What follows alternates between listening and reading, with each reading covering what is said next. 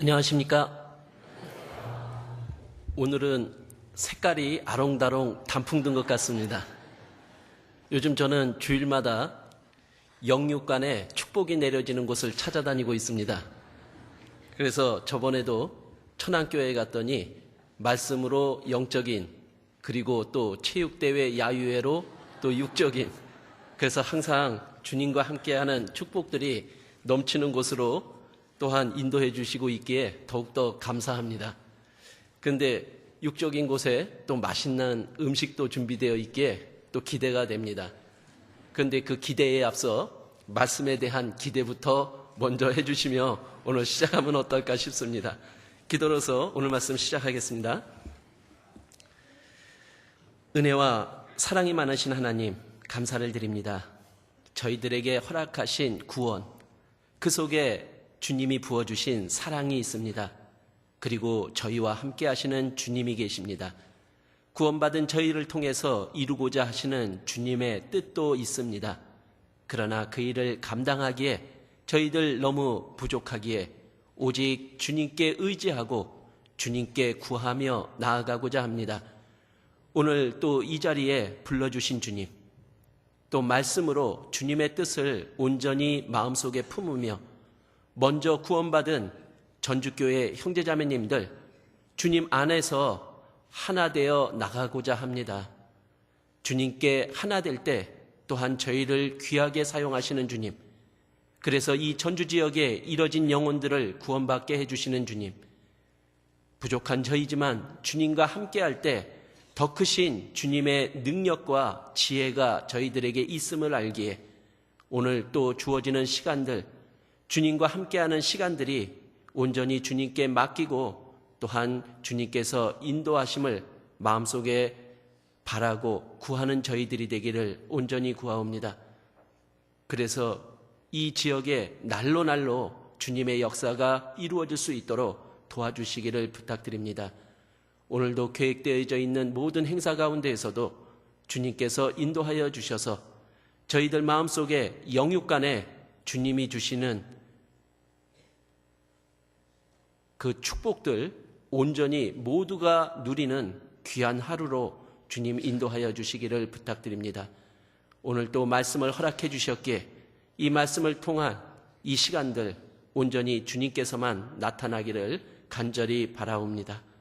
저희를 사랑하시고 구원하여 주신 예수님 이름으로 기도드렸습니다. 아멘. 말씀 찾겠습니다. 시편 119편 119편 173절입니다.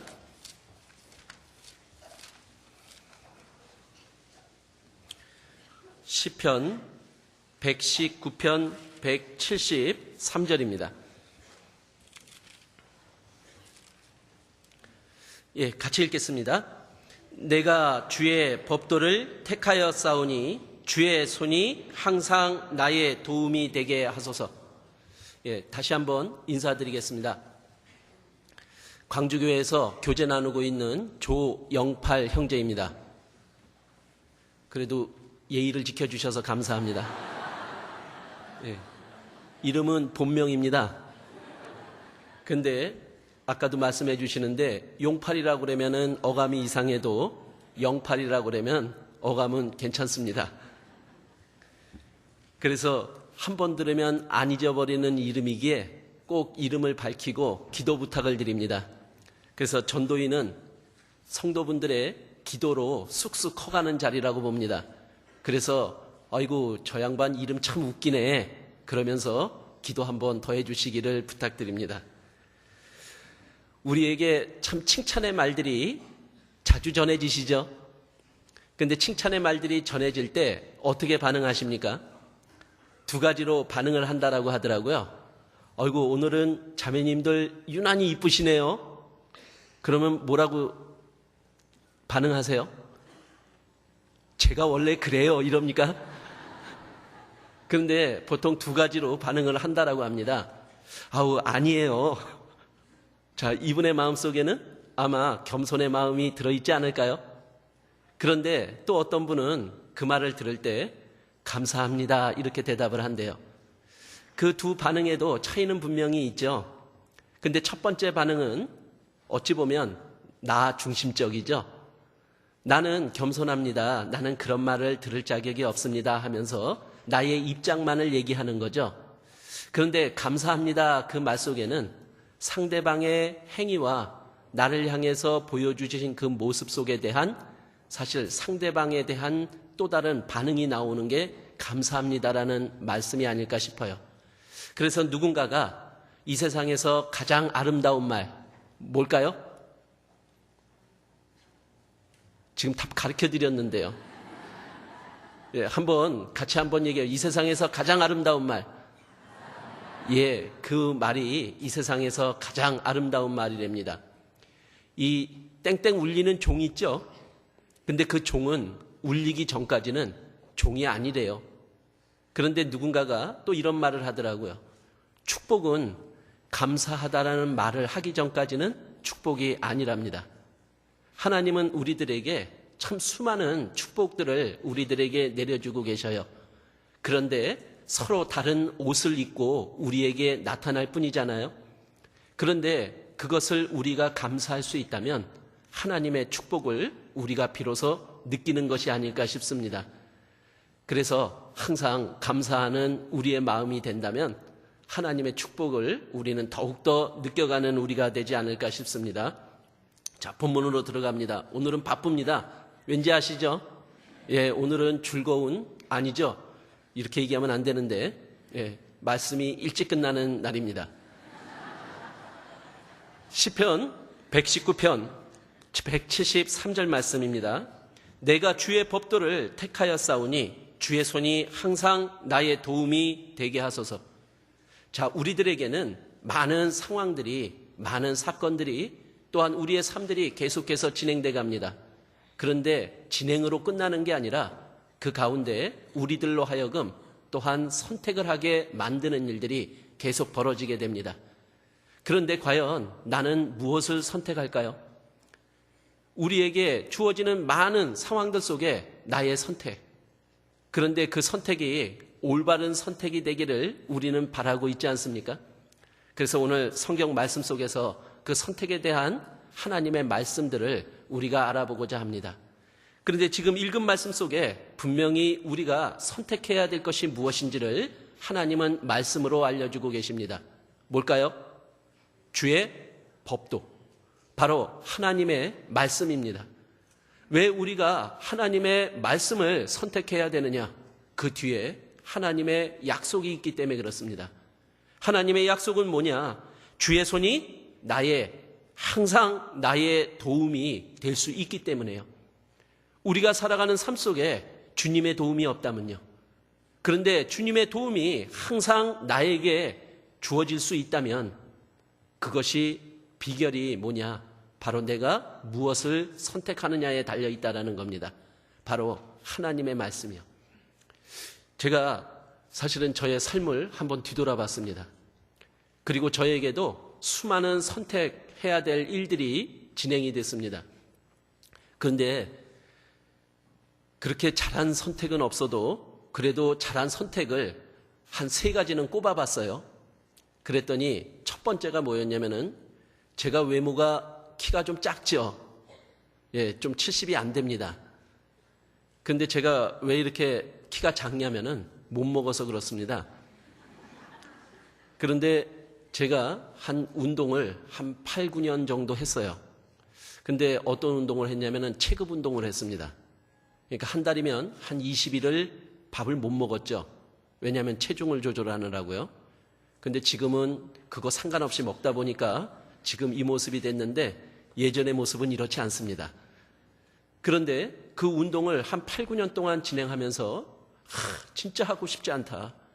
왜냐하면 그 과정들 속에 있는 고통들을 느끼면서 이것만은 피하고 싶었는데 그런데 그 운동했던 그 선택이요.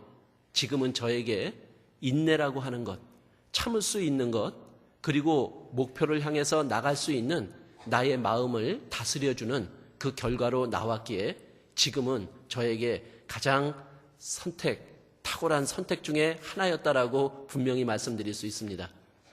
그리고 또 하나의 선택은 또 팔불출의 얘기지만 제 자매의 선택이었습니다.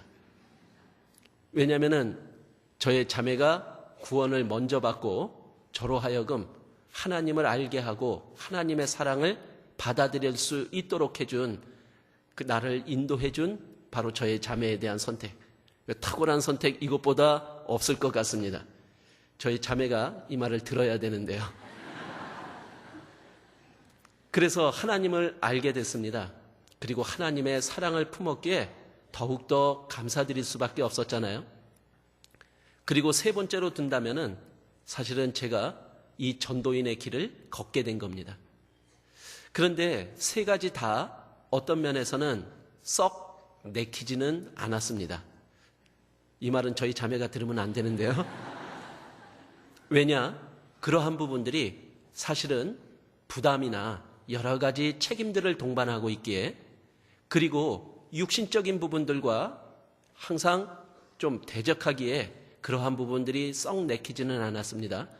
그러나 그 선택된 순간들이 지나고 나서 비로소 진짜 탁월한 선택이었구나. 하나님과 함께할 수 있는 시간, 그리고 사랑하는 사람과 함께할 수 있는 이 모든 그 선택이 바로 과거의 그 순간부터 진행이 됐구나. 그런데 이것을 미리 다 알고 선택했더라면 사실은 좀 덜 창피하잖아요. 지금 우리들에게도 사실은 많은 선택 중에 내가 어떤 것을 선택해야 될지, 우리는 나의 오늘의 선택이 이제 앞으로의 나의 미래를 좌우한다라는 거예요. 그렇다면은 내가 선택해야 될 일들 그냥 선택할 수는 없잖아요. 그래서 우리는 말씀을 통해서 과연 내가 어떤 선택을 해야 될지 하나님 앞에 합당한 선택이 될 수 있고, 하나님의 도움을 받을 수 있고, 하나님의 축복을 누릴 수 있는 그런 선택이 될 수 있는지, 또 주어진 시간까지만 한번 저희가 말씀으로 한번 돌아보고자 합니다. 성경에는 많은 선택들이 있는데 그 선택들이 나누어집니다. 하나님 앞에 올바른 선택을 했던 사람들이 있고, 하나님 앞에 잘못된 선택을 했던 사람들이 우리들에게 말씀으로 보여지고 있습니다. 그런데 올바른 선택을 했던 사람들은 우리들에게 믿음의 위인으로 우리들에게 기억되고 있고, 그리고 잘못된 선택을 한 사람들에게는 그 결과가 너무나 끔찍하고 안타깝다라는 우리의 마음을 갖게 해준다라는 거예요. 그래서 그 선택들의 인물들을 잠깐 좀 한번 살펴보도록 하겠습니다. 처음에 아브라함의 선택이 있었죠. 하나님은 아브라함에게 너의 본토 친척 아비집을 떠나 내가 내게 지시할 땅으로 가라고 했습니다. 자, 아브라함은 선택을 해야 되겠죠. 이걸 떠나 마라. 분명히 아브라함은 둘 중에 하나를 선택을 해야 됩니다. 그런데 아브라함에게서 하나의 선택은 또 다른 것을 포기하는 것을 의미하는 거죠. 아마 우리의 삶 속에도 많은 선택해야 될 일들이 주어지는데, 그것은 하나의 선택이 아니라 더 나에게 가치 있는 것을 선택하며 나에게 그 가치를 선택하는데 방해가 되는 것을 버리는 것을 우리들에게 요구하고 있다는 거예요. 두 가지 다 가졌으면 좋은 게 우리의 마음이지만 현실은 그렇지 않다라는 거죠. 그래서 아브라함은 본토 친척 아비집을 떠났습니다. 그런데 그 떠난 그 결과들이 이제 믿음의 조상으로 우리 모두에게 알려지고 있죠. 그러나 아브라함의 삶 속에는 계속되는 선택 속에 이제 포기해야만 되는 일이 있었어요. 하나님의 말씀을 더 마음속에 품고 하나님의 말씀이 자신에게 가장 가치 있는 일임을 아브라함은 품었기에 나머지들을 이제 포기할 수 있었던 거였죠. 그래서 아브라함은 이스마엘을 포기했습니다. 그리고 100세에 난 독자 이삭도 포기를 했습니다. 그 포기한 그 선택들, 그런데 그 선택 뒤에 약속은 하나님께로 내시로 말미암아 천하 만민이 복을 얻으리라라고 하는 하나님의 약속의 말씀대로 이루어지는 결과를 얻었다라는 거예요. 그리고 믿음의 조상임의 분명함을 또 또한 우리들에게 보여줬잖아요. 과연 우리들은 어떤 선택을 할 거냐라는 거예요. 과연 나에게 가장 가치 있는 것, 그러나 그 어떤 가치 있는 것도 하나님의 말씀보다 더 가치 있게 내가 여기는 그 순간부터 이제 하나님의 축복과 하나님의 도우심과 약속들이 나에게서 멀어진다면 그것이 더 안타까운 일이 아닐까요? 그러나 아브라함은 탁월한 선택을 했습니다. 하나님의 말씀을 선택한 거죠. 자, 요셉이라는 사람이 있었습니다. 그리고 애굽의 형들에 의해서 이제 종으로 팔려가는 일을 당하게 됩니다. 그런데 거기에서 이제 또 큰 시련을 당하죠. 요셉이 당한 가장 큰 시련. 아마 이 자리에 참석한 청년들은 알 겁니다. 그것은 뭐냐? 가장 아름다운 여인의 유혹이었습니다. 바로 보디발 장군 아내의 유혹이었잖아요. 그런데 그 유혹 속에 요셉도 선택을 해야만 되겠죠. 이것을 꼬임을 받아 거절해. 그러나 그 순간에도 많은 생각들이 들지 않았겠습니까? 내가 이 유혹에 넘어간다면 하나님 앞에 죄를 짓는 거다. 그러나 이것을 지킨다면 내가 그 뒤에 감당해야 될 저 여인의 핍박과 그 모든 험난한 생활들이 나에게 있을 텐데 과연 어떤 것을 선택할 거냐라는 거예요. 그러나 요셉은 하나님을 선택했습니다. 그리고 하나님이 이 모든 상황을 아시고 보시고 계시기에 요셉은 하나님을 인정하며 살아갔던 그의 삶 속에서 그것을 과감하게 포기할 수 있었던 겁니다. 그런데 요셉이 포기한 방법은 뭐였느냐? 바로 옷을 버리고 도망가는 일이었다라는 거예요. 그래서 이 부분을 또 중국에서도 받아들였는지 근거는 없습니다. 그러나 분명 중국의 손자병법에도 이 요셉이 처한 이 방법론이 나오고 있죠. 예, 손자병법 36개 아시죠? 예, 주랭랑입니다. 우리가 있어서는 안 되는 자리, 그 자리에 내가 만약에 거할 때 나는 자신 있어. 하나님이 도와주실 거야. 이것처럼 미련한 게 없죠. 그래서 하나님이 방법을 알려주시잖아요. 어떻게 하라고요? 예, 피하라. 도망가라.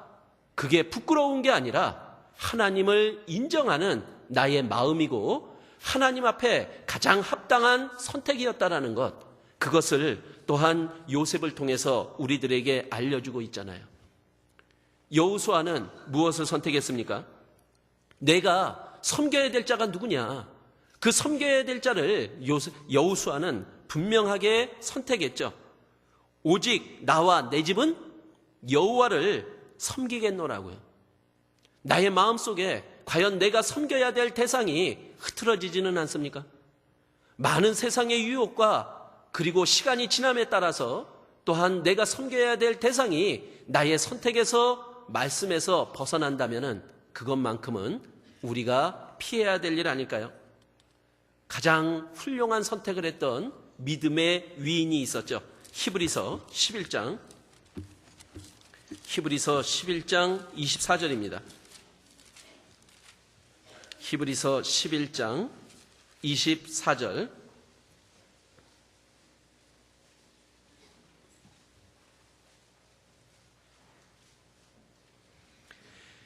믿음으로 모세는 장성하여 바로의 공주의 아들이라 칭함을 거절하고 도리어 하나님의 백성과 함께 고난받기를 잠시 죄악의 낙을 누리는 것보다 더 좋아하고 26절 같이 읽겠습니다. 그리스도를 위하여 받는 능욕을 애굽의 모든 보화보다 더 큰 재물로 여겼으니 이는 상주심을 바라봄이라. 모세에게도 지금 똑같이 선택해야 될 것들이 비교로서 다가오고 있는 거예요. 그런데 모세는 무엇을 선택했느냐? 하나님의 방법을 선택했다라는 거예요.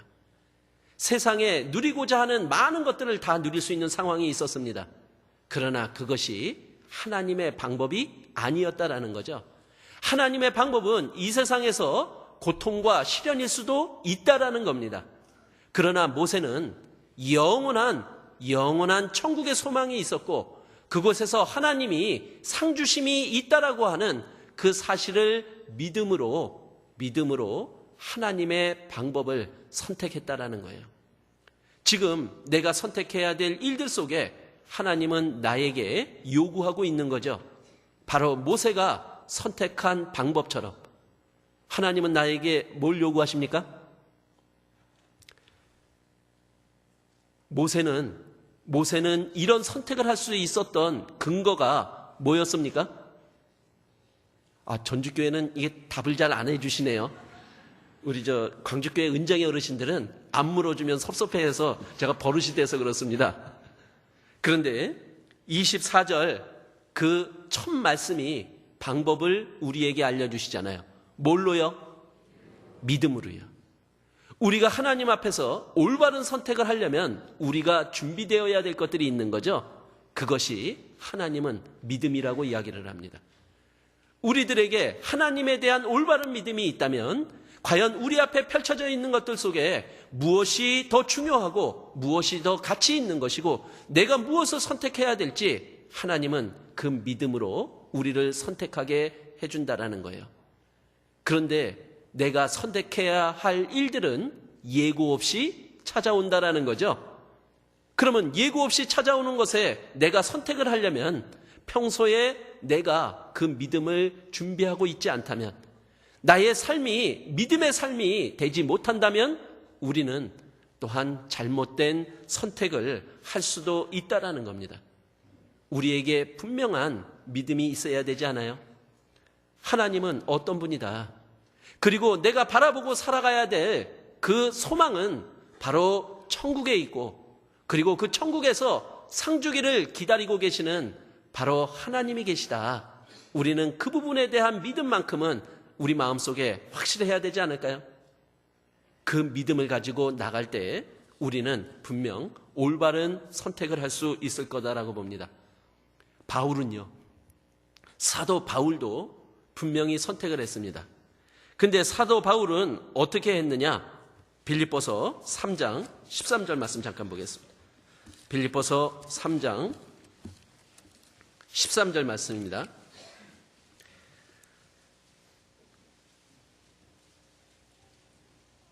형제들아 나는 아직 13절 말씀, 형제들아 나는 아직 내가 잡은 줄로 여기지 아니하고 오직 한 일, 즉 뒤에 있는 것은 잊어버리고 앞에 있는 것을 잡으려고 표대를 향하여 그리스도 예수 안에서 하나님이 위에서 부르신 부름의 상을 위하여 쫓아가노라. 자, 우리들에게는 지나간 과거가 있습니다. 그런데 지나간 과거가 좋은 일도 있지만 나쁜 일도 있죠. 하나님 앞에 잘못된 삶을 살았던 삶도 있고 하나님 앞에 올바르고 상받을 만한 삶을 살았던 그런 경험도 있다라는 거예요. 그러나 그것보다 중요한 것은 과거에 사로잡혀 살아가는 나의 삶이 아니라 바로 앞을 내다보며 살아가는 나의 삶이 이제 더 중요함을, 그래서 사도 바울은 과거에 자기가 어떻게 살아왔느냐에 그 삶에 잡혀 살아가는 삶이 아니라 오직 내가 앞으로 무엇을 위해서 어떻게 살아가야 될지 그것을 마음속에 품고 선택하며 살아갔다라는 거예요. 혹시 과거의 경험 때문에 지금 내가 살아가야 될 삶에 지장을 받고 있지는 않아요? 내가 왕년에 진짜 잘 살았거든? 그렇다면은 그분은 앞으로의 삶에 문제가 있겠죠. 내가 과거에는 진짜 너무너무 잘못 살았거든? 그 부분도 과거에 하나님 앞에 나가는 부분을 또한 맡기도 할 겁니다. 그러나 그 모든 것보다 오늘 그리고 내일 내가 어떤 삶을 살아가야 될 거냐, 이것들이 지나간 삶이 나를 밝혀줄 때 그것이 진정 하나님 앞에 올바른 삶의 모습이 되지 않을까요? 그래서 과거에 사로잡혀 안 좋은 쪽이 아니라 우리는 하나님을 향한 소망을 가지고 하나님이 원하시는 그 삶을 이제 살아가고자 하는 그 미래를 바라보며 믿음을 가지고 앞을 바라보며 나가는 우리의 선택이 하나님 앞에 올바른 선택이지 않을까 싶습니다. 이 올바른 선택을 했던 지금 소개했던 분들 이외에도 많은 분들이 있지만은 사실은 이분들에게 내려진 이제 그 앞에 붙는 수식어는 분명 믿음의 위인이었다라는 거예요. 자, 우리도 내가 무엇을 선택하느냐에 따라서 나의 이름 앞에 수식어가 붙지 않겠습니까? 믿음의 사람, 누구누구, 형제, 자매. 얼마나 멋진 수식어입니까? 그것이 나의 선택에 달려 있다면 우리는 그 선택을 하나님 앞에 합당한 그러한 선택으로 나가야 되지 않을까요? 그런데 성경에는요, 그러한 올바른 선택을 했던 하나님의 말씀을 선택했던 그들도 있었지만 하나님 앞에 부끄러운 선택을 했던 사람도 있었다라는 거예요. 최초의 사람, 아담과 하와. 동산 중앙에 있는 선악을 알게 하는 나무의 실간을 따먹지 말라라고 했거든요, 하나님은. 그런데 왜 따먹지 말라라고 했느냐? 따먹으면 너희들은 정녕 죽으리라, 이렇게 말씀하셨습니다. 그런데 따먹었어요? 안 따먹었어요? 그들은 뭘 선택한 겁니까? 먹음직도 하고 보암직도 하고 지혜롭게 할 만큼 탐스럽기도 했거든요. 뭐에 빠져버린 거죠? 육신에 빠졌습니다. 마음에 빠져버렸죠. 그리고 하나님의 말씀이 가려졌습니다. 그리고 그들은 따먹는 선택을 하게 된 거죠. 그 결과 어떻게 됐어요? 자신에게만 국한된 게 아니죠. 그 아담과 하와의 모든 자손들에게 죄성이 전해지게 되고 이제 이 세상을 살아가는 모든 사람들에게 수고와 슬픔뿐인 삶을 남겨주게 되었잖아요. 우리는 우리 후손들에게, 아니 나의 자녀들에게 무엇을 남겨주고 싶습니까? 이렇게 돼서는 안 되겠잖아요. 나의 한 번의 선택이 내 자손들에게 이러한 결과를 줄 수 있다면 우리는 내가 선택하는 것, 하나님의 말씀에 벗어난 선택, 육신을 선택한 그 선택은 분명 잘못된 선택임을 우리 마음속에 한 번 더 새겨봐야 되지 않을까요? 가장 또 잘못한 선택을 했던 대표적인 대상들이 있죠. 저는 성경에서 꼽으라면 누구를 꼽으면 되겠냐? 바로 이스라엘 사람들입니다. 이스라엘 사람들에게 하나님은 선택권을 줬죠. 내가 누구를 너희에게 놓아주기를 원하느냐? 바라바냐? 그리스도라 하는 예수냐 하니 그들에게 바라바를 놔줄 거냐? 예수를 놔줄 거냐? 너희들이 선택을 하라라는 거예요. 그런데 그들은 누구를 선택했느냐라는 거예요. 그들이 지금 선택해야 될 사람은 바로 구세주 예수님과 가장 악독한 죄인 바라바였다라는 거예요. 그런데 그들이 선택한 대상은 바라바였다라는 거예요. 아주 끔찍한 결과가 이루어진 거죠. 그리고 그들은 바라바를 선택함으로 인해서 예수 그리스도를 십자가에 못 박아 죽이는 일을 선택을 한 겁니다. 자, 이 선택이 어디에서 온 걸까요? 나에게 하나님을 마치고 있잖아요. 그러나 하나님은 하나님 자신을 우리에게 보여주시고 하나님의 말씀에 하나님께 우리가 맞춰야 됨을 그들에게 요구했거든요. 먼저 무엇이 중요하고 무엇이 가장 가치 있는 것을 바로 예수님은 그들에게 알려주었어요. 그러나 그들의 육신이 그리고 그들의 현실이 자기의 생각 속에 바로 예수님이 자기들에게 맞춰주기만을 바랬던 그 마음이 바로 바라바를 선택하는 최악의 악수를 두게 된 거죠.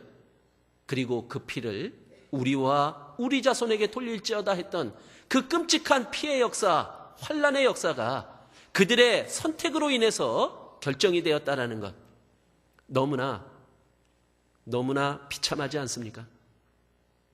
과연 우리들에게도 지금 계속되는 선택이 그냥 선택할 수 있는 일이냐라는 거예요. 구원받은 나에게 지금 진행해야 하는 모든 선택의 일들은 하나님의 말씀을 선택하느냐 아니면 나의 육신을 선택하느냐, 우리는 그 선택의 기로에 놓여 있는 것 아닙니까? 그리고 잘못된 선택의 결과를 우리들에게 보여주면서 과연 우리가 어떤 선택을 해야 될지를 하나님은 교훈으로 말씀해주고 있잖아요. 가룟 유다는 어땠습니까? 가룟 유다는 예수님보다 돈을 선택했습니다. 그리고 에서는요, 장자 명분보다 팥죽을 선택을 했습니다. 그리고 예수님이 십자가에 못 박히는 그 골고다 언덕에는 두 사람의 죄인도 함께 못 박혔잖아요. 근데 두 사람의 선택의 결과가 너무나 극과 극이죠. 예수님을 선택한 한 죄인은 낙원에 가는 결과를, 그리고 예수님을 저주했던 또 하나의 죄인은, 예수님을 선택하지 못했던 죄인은 이제 지금도 지옥에서 후회하고 있지 않을까요? 과연 우리에게 많은 선택들이 놓여집니다. 그리고 하나님은 상황들을 우리들에게 주시고 이제 선택을 결정하는 것, 그것은 우리 자신들에게 있다라는 거잖아요. 이스라엘 사람들을 하나님은 애굽에서 불러냈습니다. 그리고 그들에게 놓여진 것은 광야에 이제 그 시련들이 그들에게 주어진 겁니다. 자, 그 말씀으로 넘어가 볼까요? 신명기 8장 2절입니다.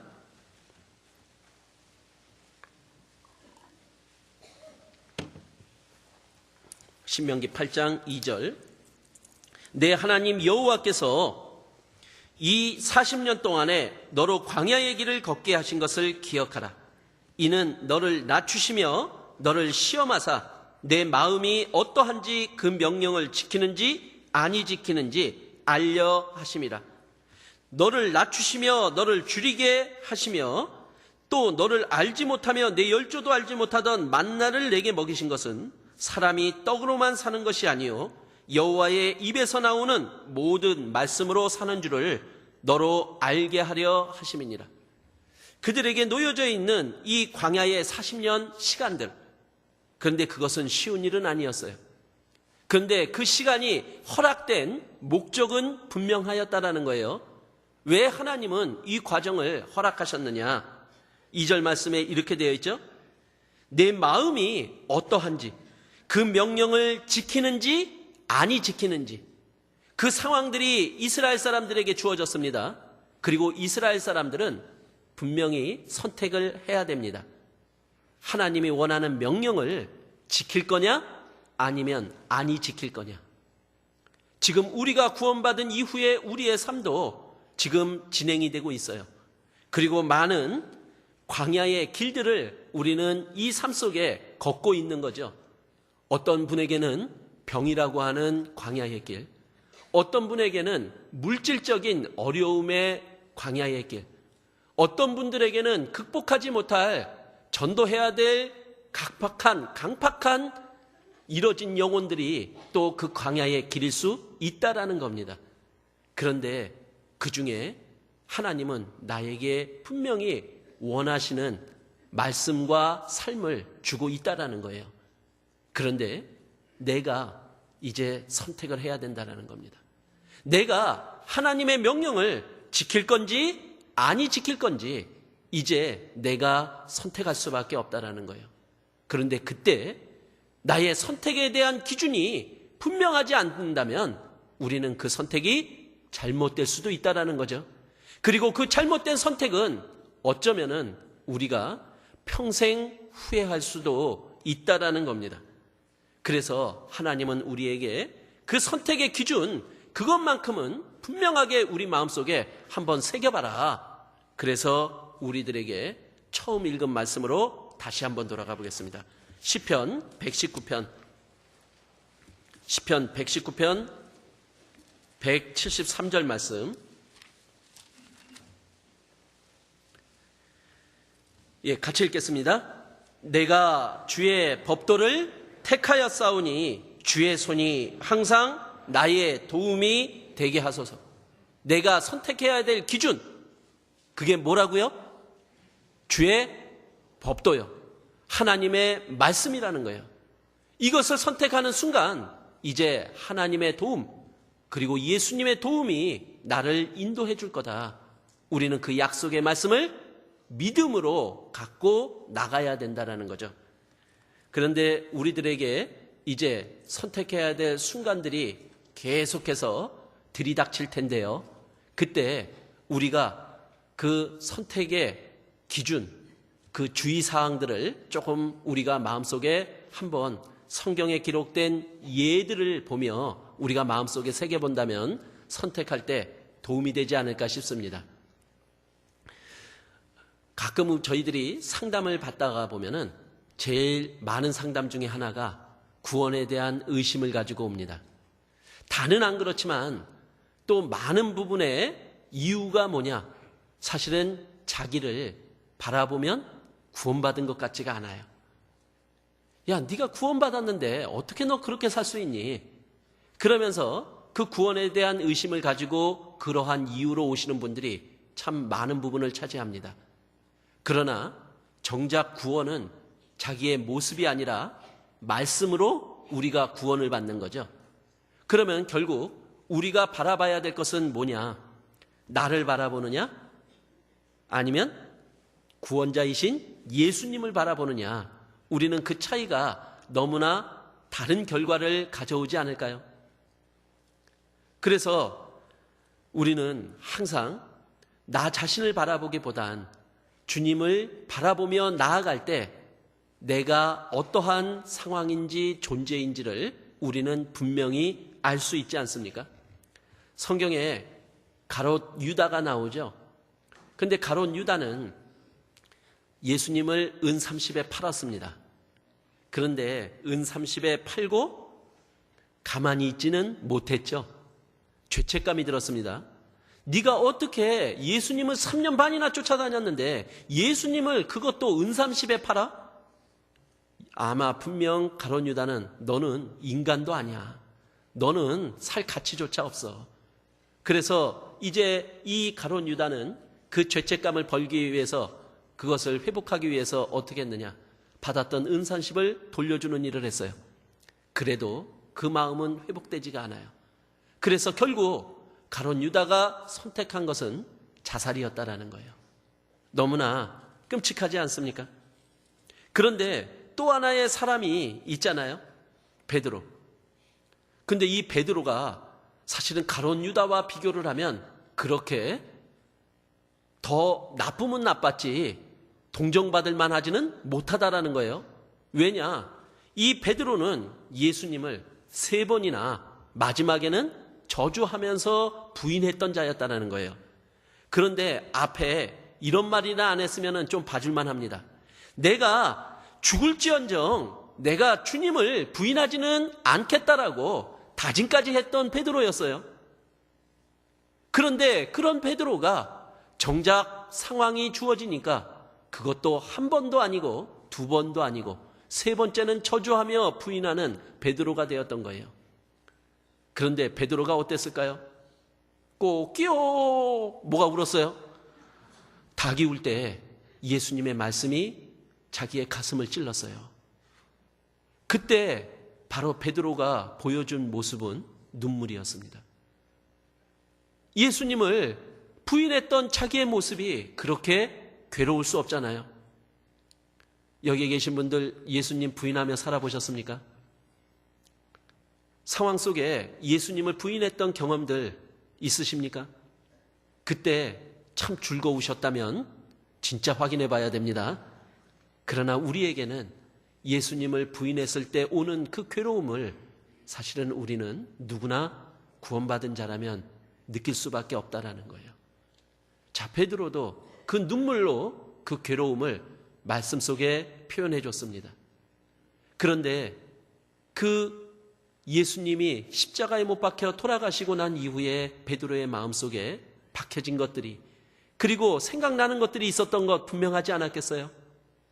예수님이 이러셨는데 예수님이 이런 나의 죄도 십자가에서 다 이루었다라고 하셨는데 분명 그 예수님을 온전히 바라볼 수 있는 베드로의 마음이 되었었잖아요. 그리고 예수님이 부활하셔서 다시 오셨다라는 얘기를 들은 거예요. 만약에 자기 자신의 만을 바라봤다면 내가 어떻게 예수님이 왔는데 예수님을 3번이나 부인했던 내가 어떻게 예수님께 나갈 수 있냐고 이런 마음이지 않았을까요? 그러나 베드로는 자기를 본 게 아니었겠죠? 분명히 예수님의 하신 일과 예수님은 어떤 분이시라는 그 분명한 진리를 마음속에 품으며 그분만을 마음속에 그렸을 거예요. 그러니까 베드로가 보여줬던 모습은 뭐냐? 그분 앞에 배 위에서 겉옷을 입고 그 예수님을 만나기 위해서 바닷속에 뛰어드는 베드로의 모습이 되었다라는 거예요. 예수님을 만나고 싶어서, 그리고 예수님께 위로를 받고 싶어서 예수님께로 나가는 이 베드로의 모습, 과연 우리가 누구를 바라보느냐에 대한 아주 상반된 결과 아닐까요? 가룟 유다는 자기만을 바라보며 자살을 선택했습니다.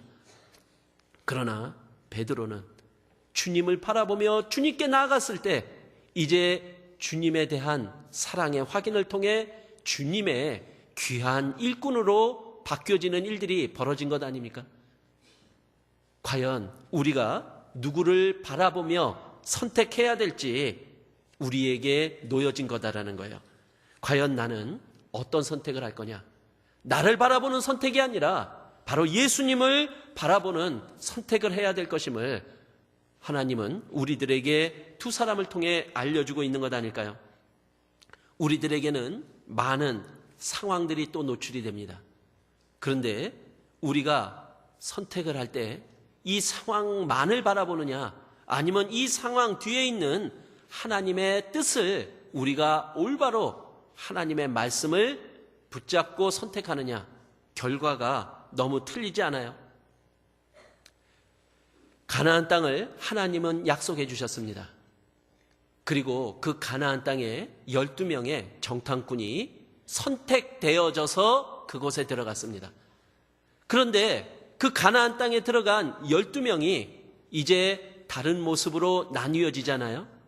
그런데 그 중에 10명의 정탐꾼들은 가서 보니까 그 가나안 땅의 거민들이 아주 기골이 장대하고 너무나 강해 보이는 거예요. 자, 그들의 모습에 빠지니까 어떤 모습이 나오게 되느냐? 그들과 나를 비교하게 되는 거예요. 그래서 이 10명의 정탐꾼은 비교된 자기 자신들을 뭐라고 표현했습니까? 우리는 메뚜기라고요. 하나님이 선택해서 그곳까지 인도해 주신 그 하나님의 백성이 갑자기 뭘로 전락하게 된 거예요? 메뚜기로 전락하게 된 거예요. 아주 볼품없는 메뚜기로요. 그런데 그 중에 2명이 있었죠. 여호수아와 갈렙이요. 그들은 그 상황을 본 겁니다. 강하지만 모든 것이 풍부한 그곳을 바라본 거예요. 그때 그들에게 마음속에 들어있던 것은 뭐였느냐? 하나님의 말씀이었고 하나님의 약속이었다라는 거예요. 자, 그 약속, 하나님의 말씀을 붙잡고 있는 그들에게 보여진 그 상황은 그들에게 뭘로 보여졌습니까? 잘 차려진 밥이었습니다. 놀라운 결과 아니에요? 한쪽은 자기를 메뚜기로 보고 한쪽은 잘 차려진 밥이라고 봤을 때 밥은 어떻게 하면 돼요? 그냥 먹으면 되잖아요. 근데 메뚜기는요, 한철이에요. 그냥 지나가요. 우리는 그런 존재가 아니잖아요. 과연 우리가 무엇을 바라보느냐? 내가 상황 속에만 빠져버린다면 우리는 또한 이 10명의 정탐꾼들, 그리고 그 광야에서 멸망당한 그들의 모습처럼 될 수 있다는 거죠. 그러나 나의 마음속에 하나님의 약속이 들어있고 하나님의 말씀이 들어있다면 우리는 여호수아와 갈렙처럼 하나님의 뜻에 합당한 선택을 함으로 인해서 하나님이 우리들에게 주시고자 하는 그 많은 축복들을 우리는 받을 수 있다는 거잖아요. 하나님이 안 주신 게 아니라 우리가 받기를 거절한 거였죠. 과연 무엇을 선택하느냐? 상황보다는 하나님의 말씀을 선택하며 나가는 우리가 되어야 되지 않을까요? 그 비행기를 모는 파일럿들 있죠. 공군 조종사들이요. 근데 이 공군 조종사들이 숙달이 된 그 공군 조종사들이 가끔 아주 평이한 비행 중에도 사고를 당해 죽는데요. 근데 왜 죽냐? 그들이 숙달이 되니까 어떠한 일을 하게 되느냐? 자기가 숙달이 됐으니까 자기의 감각을 믿는 거예요. 자기의 비행 실력을 믿는 거예요. 그런데 그 비행 중에는 많은 착각을 일으킬 수 있는 상황 속에 빠지는 경우가 많다라는 거예요. 그런데 그때 그 자기의 감각을 믿었던 사람들의 결과가 그 평이한 비행 중에 사고로 죽는 일로 결과가 나타난다라는 거예요. 그래서 그들에게 절대적으로 교육시키는 것 중에 하나가 뭐냐? 감각을 믿지 마라. 대신 뭐를 확실히 봐라? 계기판에 의존하라라고 얘기를 하는 거예요. 내 감각은 변할 수 있습니다. 그러나 계기판 그것은 오로지 정확하다라는 거예요. 우리가 정확하고 변함없는 그 기준을 우리가 마음속에 품지 않으면 우리도 이와 같이 될 수 있다는 거죠. 그 변함없는 계기판이 나에게는 뭡니까? 하나님의 말씀이라는 거예요. 상황이 아니라 나의 감각이 아니라 바로 하나님의 말씀을 통해서 내리는 선택, 그것이 우리들에게 가장 확실한 선택이 될 수 있음을 우리들에게 알려줍니다. 그리고 우리들에게 놓여진 것들 속에 또 나의 선택의 주의사항 하나, 바로 뭐냐면은 우리는 보잖아요. 그런데 이 보는 것이 다 똑같이 보는 게 아니라는 거죠. 내가 사람의 눈으로 바라보느냐 아니면 하나님의 눈으로 바라보느냐, 이것에 따라서 결과는 너무나 틀리게 나지 않아요. 마태복음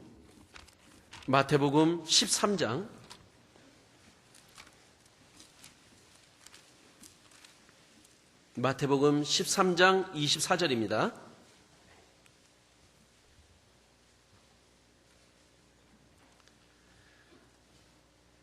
24장 예수께서 그들 앞에 또 비유를 베풀어 가라사대 천국은 좋은 씨를 제밭에 뿌린 사람과 같으니 사람들이 잘 때에 그 원수가 와서 곡식 가운데 가라지를 덧뿌리고 갔더니 싹이 나고 결실할 때에 가라지가 또 보이거늘 집주인의 종들이 와서 말하되 주여 밭에 좋은 씨를 심지 아니하였나이까? 그러면 가라지가 어디 가서 생겼나이까?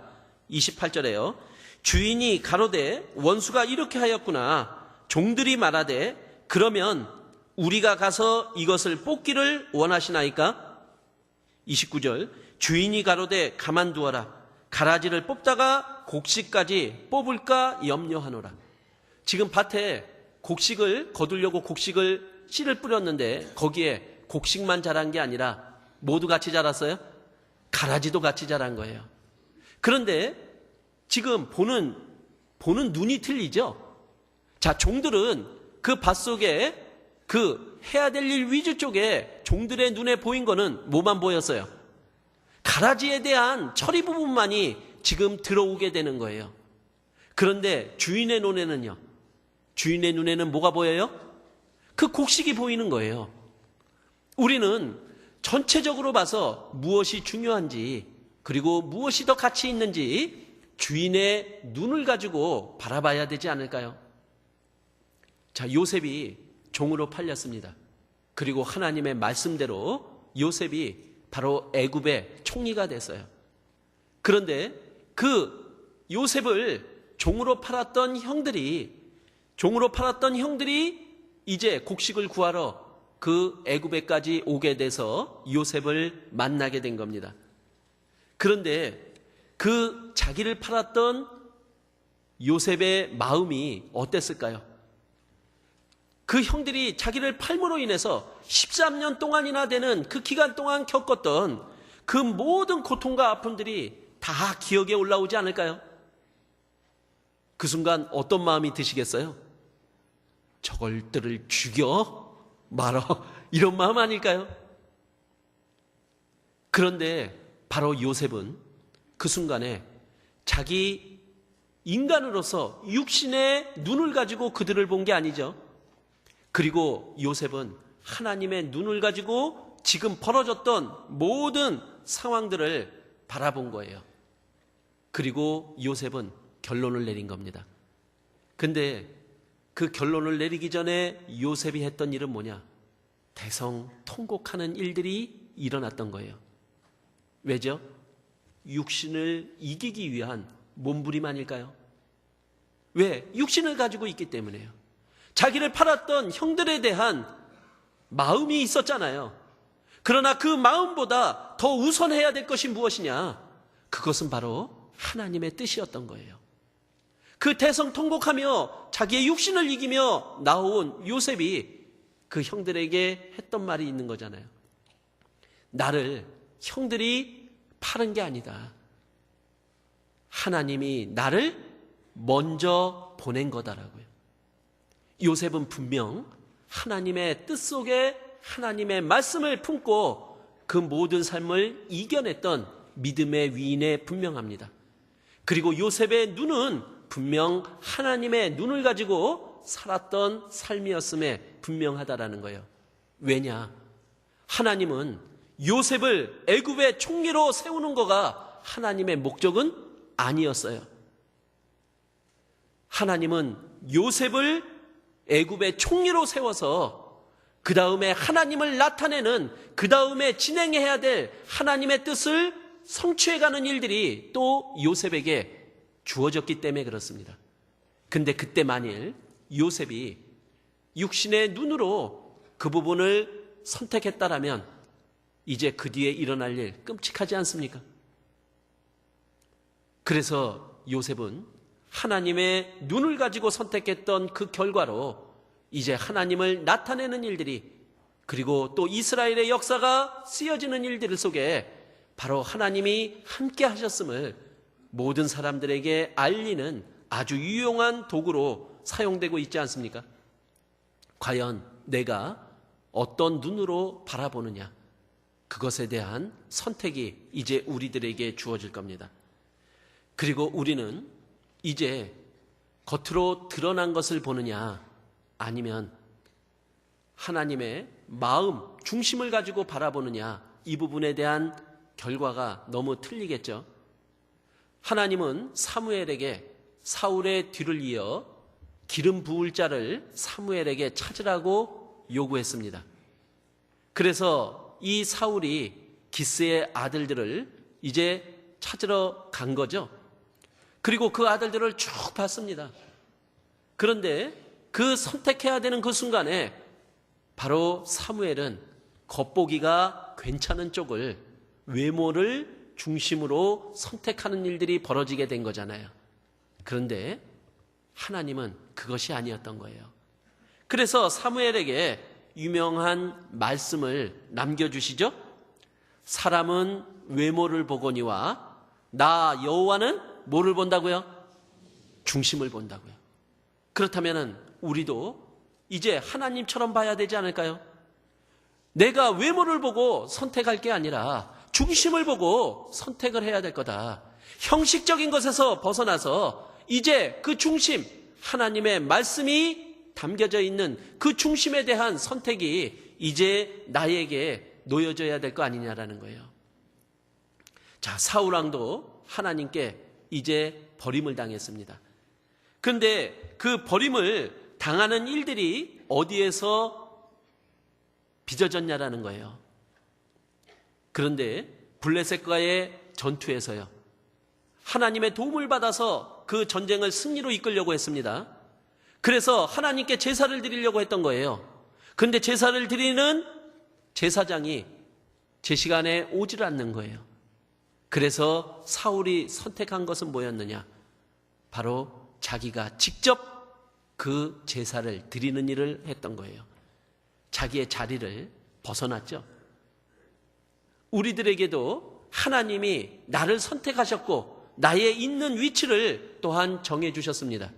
그리고 그것이 자연스럽게 옮길 때가 되고 또 하나님이 그것을 또 하나님의 뜻대로 옮겨주실 때도 있다라는 거잖아요. 그러나 그것을 나의 마음대로, 나의 생각대로 옮겨야 된다. 그런데 그 앞에는 분명 우리는 형식이라고 하는 모양을 가지고 옮긴다라는 거예요. 자, 사울도 똑같았었죠. 제사는 드려야 된다. 그래야지만 하나님의 도움을 받을 수 있다. 그러나 그것을 자기가 하는 게 아니었다라는 거죠. 그래서 이제 하나님께 책망을 받습니다. 망령되이 행했다라고요. 과연 나의 삶 속에서도 내가 망령되이 행하는 일들이 벌어질 수 있다라는 거잖아요. 내가 해야 될 일을 벗어나는 그 일은 바로 망령되이 행했다라고 또한 하나님께 우리는 책망을 받을 수 있는 거예요. 아말렉과의 전투에서는 어땠습니까? 모두 다 진멸하라고 그랬죠. 그런데 사울은 아가강을 살려뒀습니다. 그리고 가장 좋은 양과 소를 살려뒀어요. 이유가 있었죠. 어떤 이유였습니까? 바로 여호와께 제사 드리려고 가장 좋은 것을 남겨뒀노라고. 그러나 그것은 형식이었던 거예요. 하나님이 나에게, 우리에게 원하는 것은, 가장 중요한 것은 바로 따로 있었잖아요. 그래서 우리에게 주신 말씀이 있죠. 순종이 뭐보다 낫다고요? 제사보다 낫다라고요. 우리가 무엇이 더 중요하고 무엇이 더 하나님의 뜻인지 그것을 우리 마음속에 올바로 갖지 못할 때는 우리의 선택이 잘못된 선택으로 나타날 수 있다라는 거예요. 이에 비해서 다윗은 어떻습니까? 바로 사울을 하나님이 세우셨잖아요. 그런데 자기를 죽이려고 합니다. 그것도 끝까지 쫓아다니며 죽이려고 합니다. 어찌해야 될까요? 다윗은 자기의 자리를 넘어서지 않았어요. 그래서 죽일 수 있는 기회가 주어질 때마다도 다윗은 옷자락만을 베고 그리고 물병과 창만을 가져오며 자기는 이러한 죽일 기회는 있었지만 하나님을 의지하고 하나님의 뜻대로 선택했노라고 그 부분을 알려주는 거죠. 그러기에 다윗이 하나님의 마음에 합한 자가 될 수 있었고, 하나님은 하나님의 마음에 합한 자를 통해 하나님의 뜻을 이루어가는 일을 또한 하고 계신 겁니다. 지금 나에게도 많은 상황들 속에 하나님은 나에게 선택할 수 있는 기회를 주고 계신 거예요. 그런데 그 선택의 기준이 하나님의 뜻에서 벗어난다면 우리는 잘못된 선택을 분명 할 수 있는 거죠. 그래서 우리들에게 가장 중요한 선택의 기준, 그것은 분명 말씀입니다. 그리고 우리는 그 선택을 하는 데 있어서 우선순위를 분명하게 정해 놓아야 돼요. 마태복음 6장 33절입니다. 마태복음 6장 33절. 같이 읽겠습니다. 너희는 먼저 그의 나라와 그의 의를 구하라. 그리하면 이 모든 것을 너희에게 더하시리라. 순서가 바뀌면 모든 것이 뒤죽박죽입니다. 그래서 우리는 이 순서를 명확하게 지킬 때 올바른 선택을 할 수 있죠. 그 선택의 우선순위는 뭐냐? 먼저 그의 나라와 그의 의를 구하는 겁니다. 우리가 바라는 것 주지 않겠다라는 것 아니죠. 그것을 받으려면 우리 안에 우선순위가, 가치의 우선순위가 분명하게 세워질 때 우리가 원하는 것도 받을 수 있다라는 얘기입니다. 그것이 뒤바뀌면 이것도 아니고 저것도 아니라는 거예요. 그래서 우리의 마음속에 항상 말씀이 기준이 되고, 그리고 우선순위가 명확하게 정해지고, 그 다음에 이제 우리가 해야 될 일 또 있죠? 뭡니까? 기도요. 근데 그 기도도 내 뜻대로 하는 게 아니라 누구 뜻대로요? 하나님의 뜻대로 구하는 기도가 될 때 우리는 우리가 원하는 것을 얻을 수 있으며, 또한 우리의 선택이 탁월한 선택의 결과로서 나타날 수 있음을 우리에게 알려줍니다. 자, 우리가 선택을 올바로 할 수 있다는 것, 그건 뭐냐? 바로 올바른 분별이 된다라는 얘기입니다. 하나님은 우리에게 요구하시죠? 로마서 2장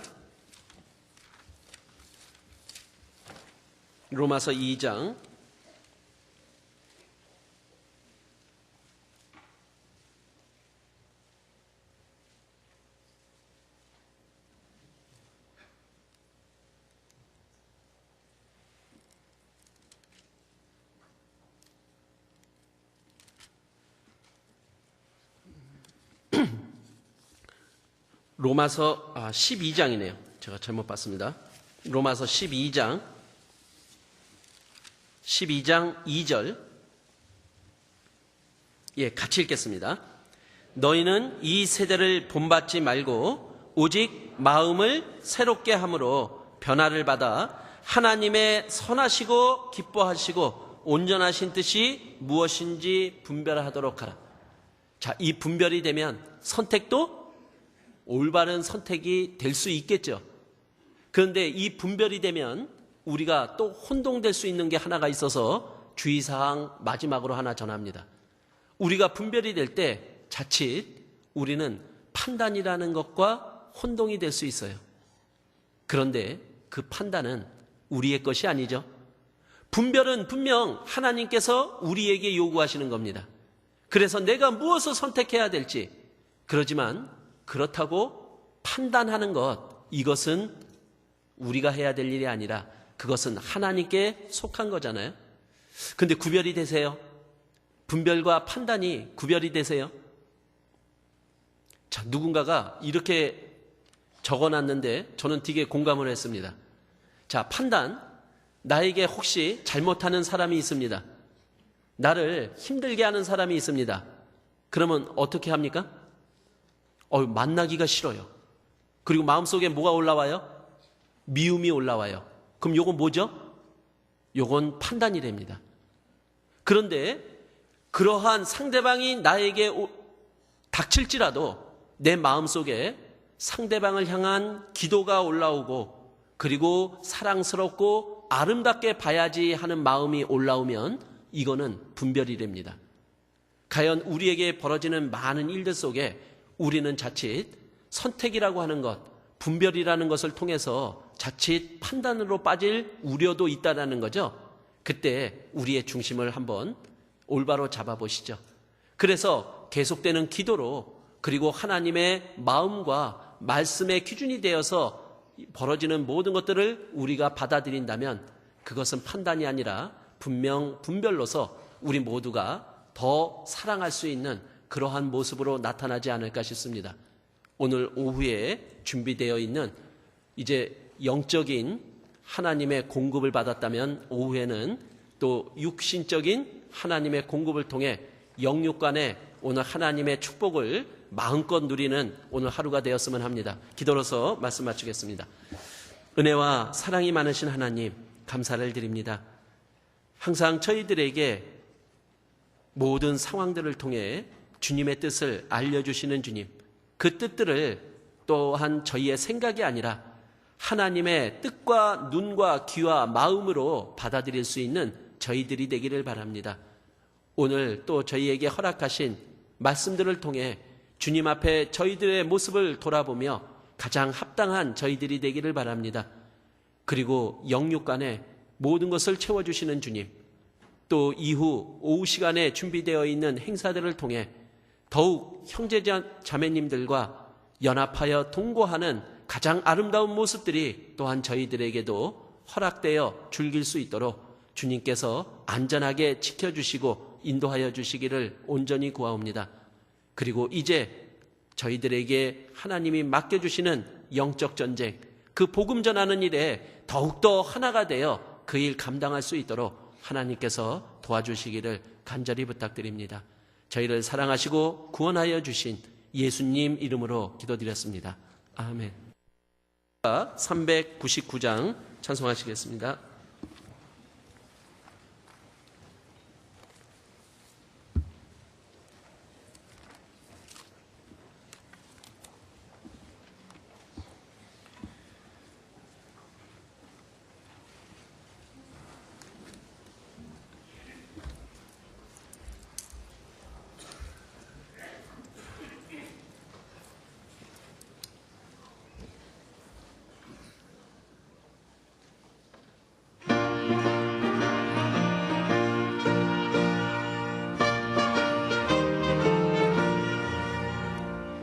주의 약속하신 말씀 위에서 영원토록 주를 찬송하리라.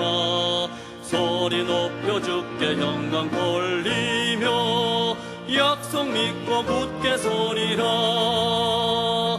굳게 서리 영원하신 말씀 위에 굳게 서리 굳게 서리 그 말씀 위에 굳게 서리라 주의 약속하신 말씀 위에서 세상 염려 내게 엄습할 때에 말씀으로 힘써 싸워 이기며 약속 믿고 굳게 서리라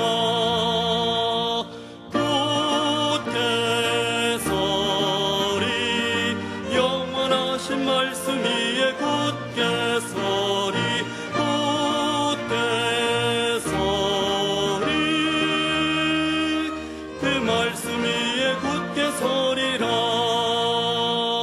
주의 약속하신 말씀 위에서 영원하신 주의 사랑 힘입고 성령으로 힘써 싸워 이기며 약속 믿고 굳게 서리라 굳게 서리 영원하신 말씀 위에 굳게 서리 굳게 서리 그 말씀 위에 굳게 서리라 주의 약속하신 말씀 위에서 성령 인도하는 대로 행하며 주님 품에 항상 안식 얻으며 약속 믿고 굳게 서리라 굳게 서리 영원하신 말씀 위에 굳게 서리 굳게 서리 그 말씀 위에 굳게 서리라 광고 있겠습니다.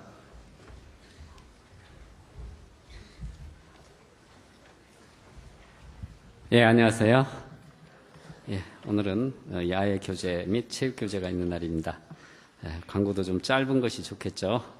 3교구 전도집회 지난주에 마무리가 됐고 43구역도 이제 끝났습니다. 그래서 14분의 귀중한 영혼이 또 말씀을 듣고 또 상담하고 계십니다.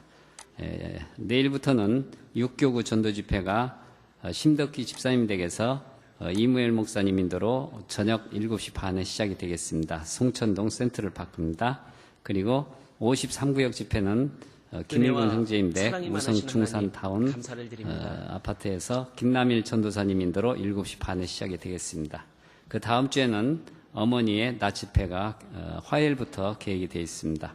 오늘 교구별 야외 교제 모임은 1시부터 5시까지 식사, 야외교재 및 체육교재로 이어지겠습니다. 1교구 북일초등학교, 2교구 동신초등학교, 3교구 아중리 중상보공원, 4교구 영생고등학교, 5교구 서천초등학교, 6교구 봉동둔산공원입니다. 차량이 어려우신 분들은 같이 동승할 수 있도록 교구별로 협조해 주시기 바라겠습니다. 청년의 수련회 교회 소식을 참작해 주시기 바라고 전국 미디어 선교부 수련회도 마찬가지입니다. 몽골 학생 수련회는 고등부 학생들이 이제 신청할 그 대상이 되겠습니다. 입당식 교회 소식 참작해 주시고요. 이번 목요일에는 5월 구역 모임이 예정되어 있습니다. 목금 교회 소식이 안내된 장소에서 7시 반에 있겠습니다. 교회에 있다가 나가시다 보면 3층 로비에 저희가 이게 국내 선교뿐만 아니라 세계로 뻗어나가는 성령의 역사를 대변하는 해외 선교 현황판이 새로 부착이 됐습니다. 작은 불빛으로 점등이 되기 때문에 우리가 그 세계 선교 현황판을 보고 우리의 기도 제목이 될 수 있도록 해주시기 바랍니다. 지난 주간에도 세 분의 귀한 영혼이 말씀을 깨닫고 주님 앞에 오시는 귀한 역사가 있었습니다. 광고사항 이상 마치겠습니다. 감사합니다.